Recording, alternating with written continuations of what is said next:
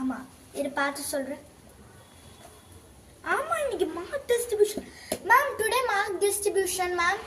ஆமாம்மா இப்போ தான் ஞாபகம் வருது. இப்போ தான் நான் மார்க் வந்து கரெக்ட் பண்ணியிருக்கேன். இது டிஸ்ட்ரிபியூட் பண்ணுறேன். டாப்பர் தனிஷ்கா. Yes ma'am. என்னது 99 மார்க்கா? எப்படி 99 மார்க்கு? இந்த மேம் ஒழுங்காகவே மார்க் போட மாட்டாங்க. எல்லாமே கரெக்ட். அப்புறம் எதில் மார்க் போச்சு?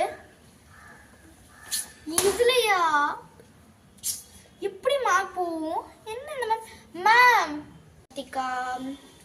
என்ன டவுட் தனிஷ்கா? மேம் நீங்கள் எனக்கு சென்டம் வருது, பட் 1 மார்க் நீங்கள் போடலை மேம். எனக்கு தெரிஞ்சு டோட்டல் மிஸ்டேக். கொஞ்சம் செக் பண்ணுறீங்களா?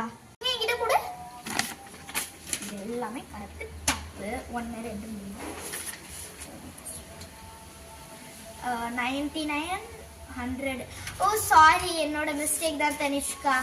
நான் வந்து மார்க் போட்டு கொடுக்குறேன். ரெட் பென் எல்லாம் அங்கே இருக்கு, நான் போட்டு கொடுக்குறேன் தனிஷ்கா. Okay thank you ma'am. அதானே பார்த்தேன் நான் ஆகுது 1 மார்க் கம்மியாக எடுக்கிறதாவது. ஆவரேஜ் அவந்திக்கா இந்த தாட்டியும் கம்மி தான். என்னதான் படிக்கிறியோ என்னமோ ஒன்று. பாஸ் ஆகிட்டில இருந்தாப்போ. சாரி மேம், நெக்ஸ்ட் டைம் எடுத்துறேன்.